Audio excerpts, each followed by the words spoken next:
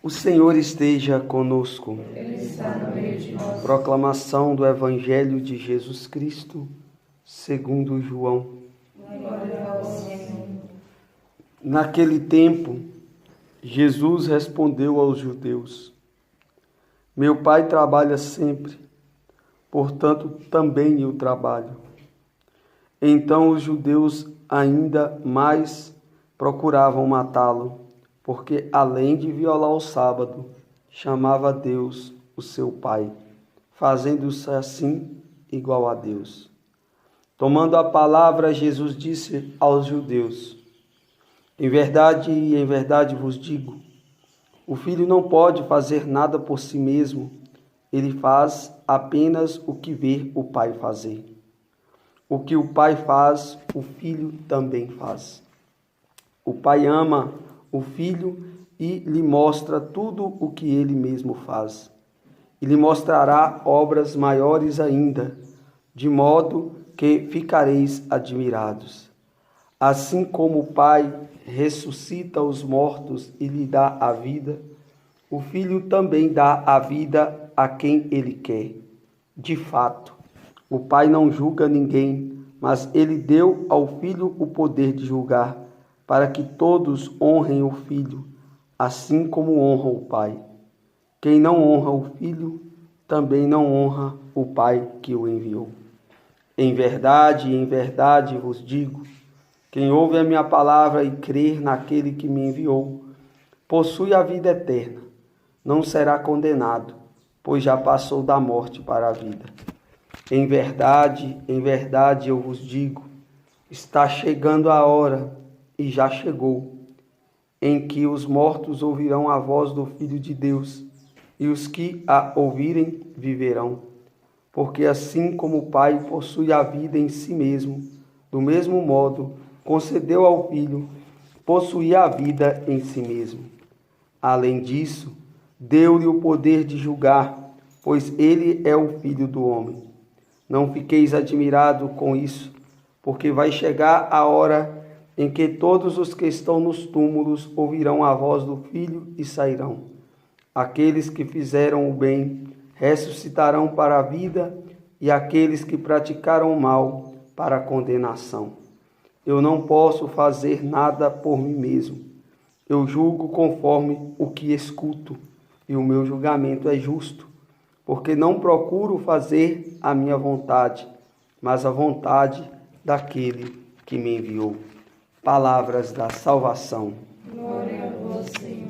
Louvado seja nosso Senhor Jesus Cristo. Assim seja louvado. Então, caríssimos irmãos e irmãs, nós reunidos ao redor da mesa da palavra, para poder nos alimentar. Essa palavra que ela sustenta a nossa caminhada cristã.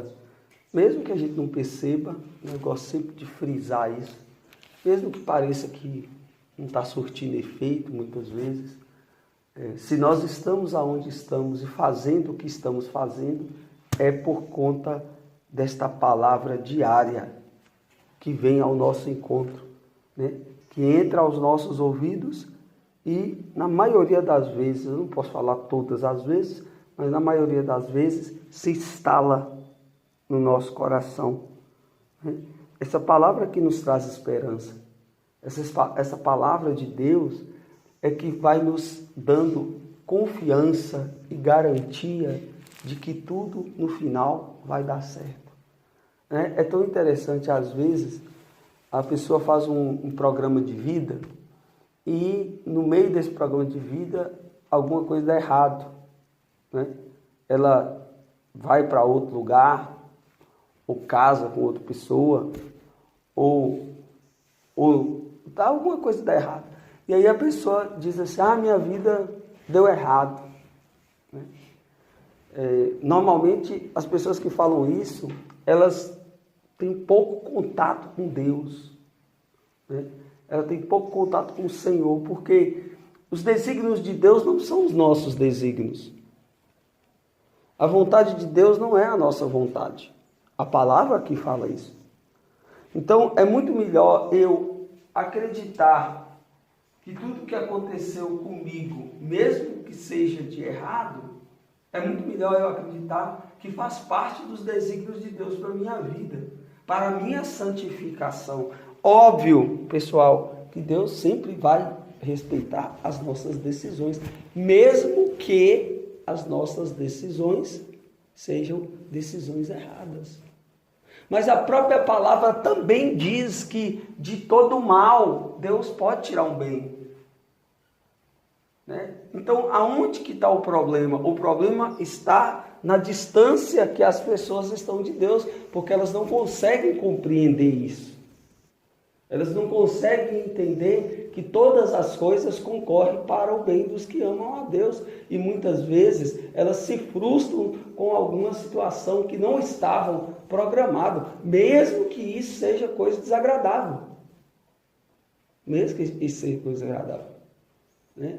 Porque olha a palavra do profeta Isaías, muito bem, né, colocada a nós hoje, dizendo assim, olha, Deus está presente, Deus está no controle, Deus está vendo todas as coisas, e mesmo que pareça que as pessoas te abandonaram, e mesmo que pareça, né, que sua mãe ou seu pai te abandonou, olha gente, Deus falando, é Deus falando, eu estarei contigo, eu não te abandonarei. E nós somos, olha pessoal, eu acredito que nós somos, eu estou falando nós porque eu acredito que vocês também assim sejam, né?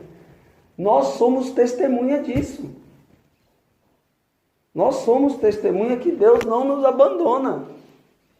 Né?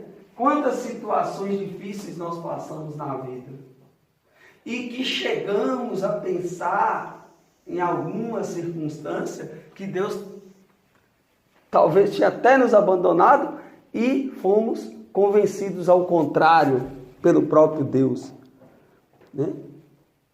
Porque o dia que Deus abandonar alguém, ele deixa de ser Deus. Porque é Deus com sua força, com o seu poder, com a sua bondade, com a sua misericórdia, com a sua benevolência, é que tem a capacidade realmente de nos amar com um amor eterno, Né? Ele tem essa capacidade de nos amar com amor eterno. E este amor é que faz a ligação, né? É este amor que nos atrai até Deus. É esse amor que nós buscamos, muitas vezes de forma errada, nas pessoas, nas coisas, nas circunstâncias. E aí a gente vai ficar frustrado, meus irmãos. A verdade é essa.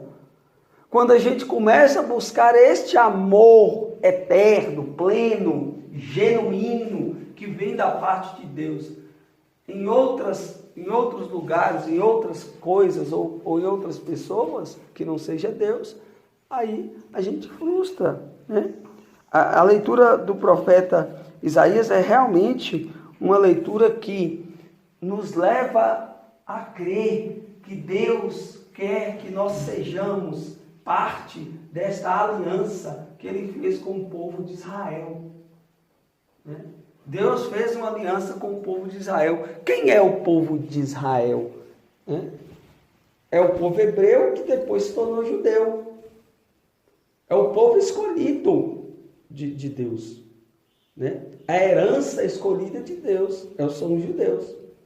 Mas nós, por misericórdia de Deus, por bondade de Deus, né?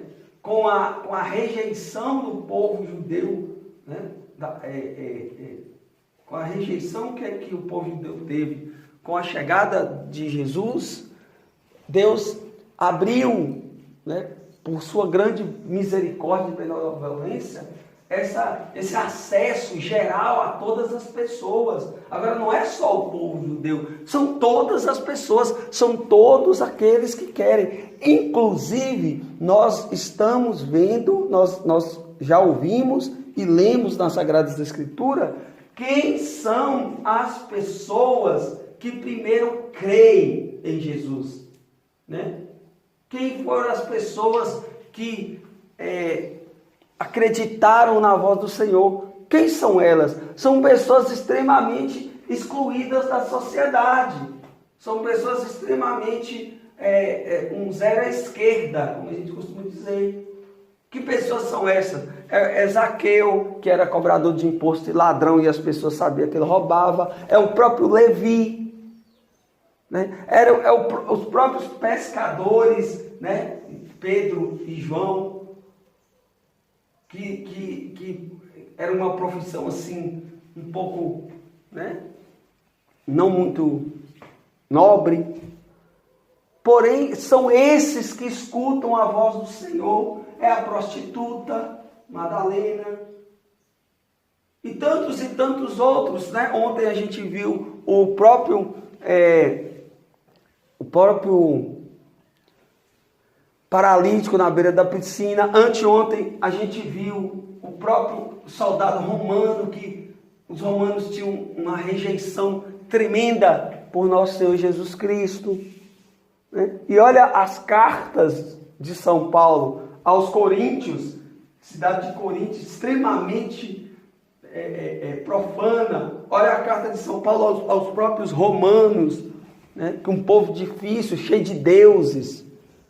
E Deus, num certo momento, Jesus, sentado com os apóstolos, diz assim: não, eu vim foi para estes, porque os fariseus e doutores da lei, as pessoas doutas, as pessoas que se diziam entender, né, dos mistérios de Deus, não se conformava em ver um Deus que se relaciona com quem não presta, um Deus que relaciona com quem não vale nada, um Deus que relaciona com pessoas insignificantes. E aí, quando eu estou falando dessa maneira, tem uma grande semelhança com nós, porque nós éramos assim, pessoas insignificantes, que não valia nada, que ninguém dá valor, e que muitas vezes... Quantas pessoas, depois nós vamos pesquisar, quantas pessoas que são próximas de nós, que acreditavam que nós íamos sair desta vida. As pessoas, você vai morrer, coitado, vai morrer, esse aí não tem jeito não, esse aí já era, né? Pessoas que não tinham mais esperança, né, sobre a nossa pessoa, e de repente, Jesus, né, nosso Senhor, olhou para você, olhou para mim, né, olhou para várias e várias pessoas na mesma circunstância e nos ergueu do pó e nos tirou do monturo, do lixo, para poder fazer com que nós sentássemos entre príncipes, a palavra que diz isso, né? E nós agora somos testemunhas, eu e você, nós somos testemunhas do poder que Deus exerce sobre a humanidade. Porque as pessoas vão olhar para você e vão te ver uma pessoa sóbria, e vão ter certeza que Deus existe. Porque quantas vezes você passou no psicólogo, quantas vezes você passou no psiquiatra, quantas vezes você foi medicado e não teve jeito, mas um dia bastou você entregar a sua vida para Jesus, bastou você dizer: Senhor, eu aceito, bastou você dizer assim: Senhor, eu quero, bastou você dizer: Senhor, eis-me aqui, e o Senhor te pôs de pé. O Senhor te pôs de pé e te sustenta e te sustentará. Isso é muito bonito, meus irmãos. Isso é muito bonito a gente ver tudo isso, né? Então, o profeta Isaías, né, mostra para nós que, de fato, há um tempo particular no qual Deus decide intervir. E é verdade, né?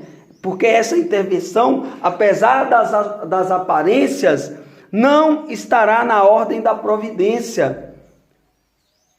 Quando eu digo providência, da providência normal, pela qual Deus dá o sustento a todos os que lhe opõem, e exerce de bênção todo ser vivo. Então, a bênção é para todos nós. Agora tem aquelas pessoas que não querem, que não aceitam, que rejeita, que vira as costas, que fala que não precisa. Aí, paciência. Fazer o quê? O que é que nós podemos fazer? Nada. Então não podemos fazer nada, né?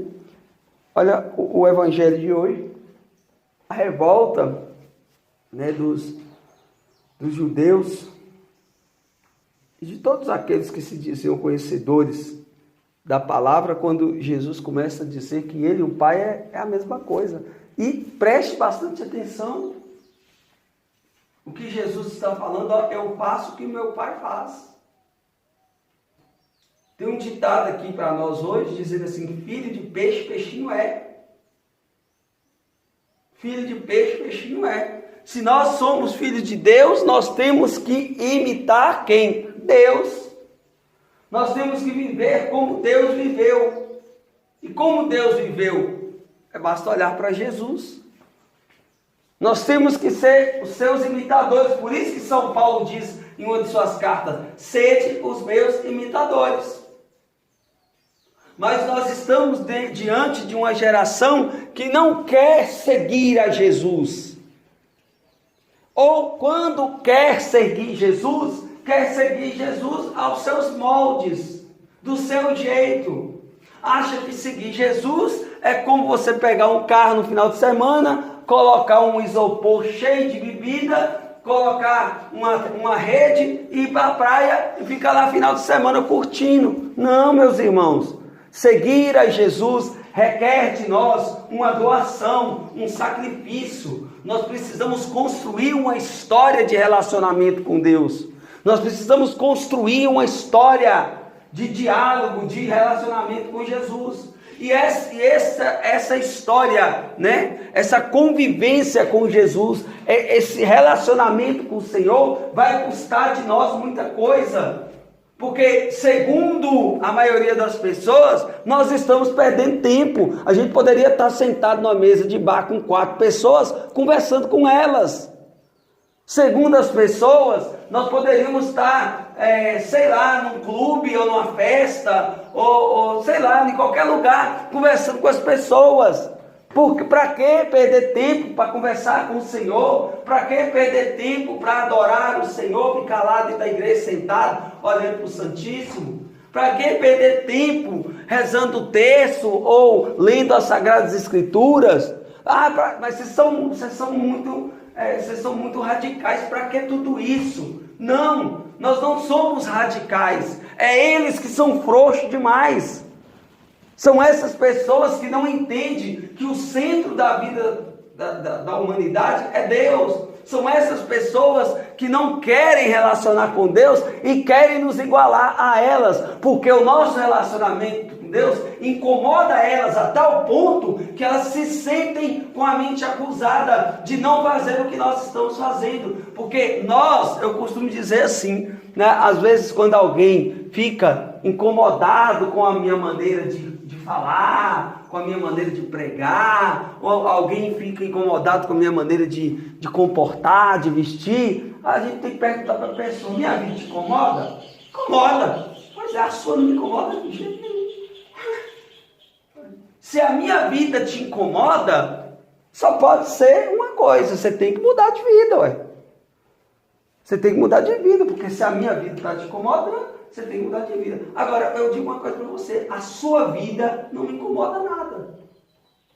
Por que sua vida não me incomoda nada? Porque não condiz com aquilo que eu estou querendo para a minha vida. Você está lá e eu estou aqui. Então, cada um no seu quadrado. Cada um no seu quadrado. Então, nós precisamos, sim, reconhecer, né, este senhorio de Jesus na nossa vida. E admitir que Jesus é Deus. Nós precisamos admitir que as coisas que Jesus fez, né, quando ele estava na terra de forma material, né, assim, humana mesmo, aquele período que ele passou até antes da morte, foi um período onde ele quis nos ensinar que é muito melhor obedecer do que fazer as coisas por conta própria. É muito melhor obedecer, porque nosso Senhor está dizendo assim, ó, eu faço tudo o que o Pai faz, eu faço tudo o que o Pai manda, porque eu e o Pai, nós somos uma pessoa só. Eu jamais vou contrariar a vontade do Pai, eu jamais vou fazer coisas contrárias àquilo que Ele me pede, ou que Ele me ensina. Ah, meus irmãos, se nós fizéssemos isso, como seria melhor a nossa vida? Como seria melhor a nossa vida, meus irmãos?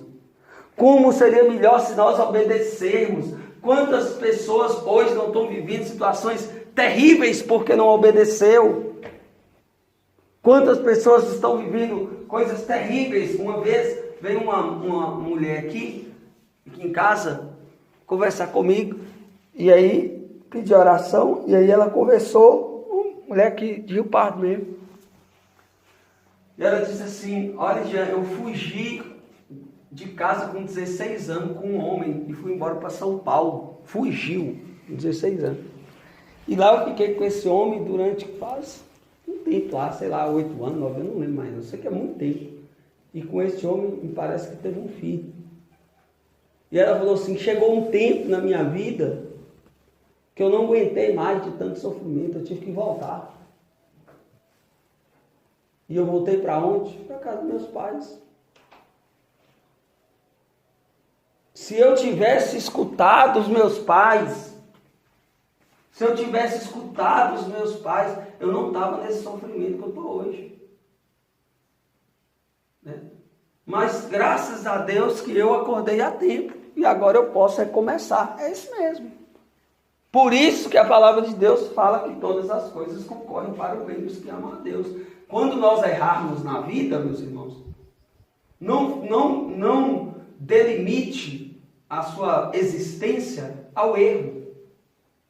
Porque às vezes, o que acontece? Às vezes nós pegamos todos os erros que aconteceram na nossa vida e atribuímos a nossa existência a esses erros.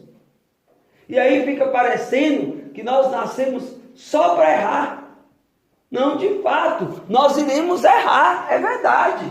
Mas nós temos que entender que a cada erro nós precisamos aprimorar a capacidade de não errar mais. Porque o erro ele só é permitido por Deus a fim de que nós possamos amadurecer na vida. Para que possamos olhar para diante e ver que a vida realmente segue e que nós podemos reconstruir. Olha, reconstruir. Porque nós estamos construindo de forma errada. O pior é o orgulhoso. Né? O orgulhoso é terrível, porque está construindo de forma errada. A pessoa que conhece, que entende, né? A pessoa que entende que não vai dar certo, fala com a pessoa, você está construindo de forma errada, e a pessoa orgulhosa, para não voltar atrás, para não começar de novo, para não ter que quebrar, aí ela continua fazendo errado. E aí, lá na frente, a conta vai chegar. Né? Então nós precisamos crer realmente que Jesus é que conduz a nossa história. Porque Ele é Deus. Ele é um com o Pai. E sendo um com o Pai, Ele quer realmente se relacionar conosco, porque é isso que Deus quer. Deus quer se relacionar conosco. Se o Pai, né, que me enviou ama, eu também amo. Se o Pai que me enviou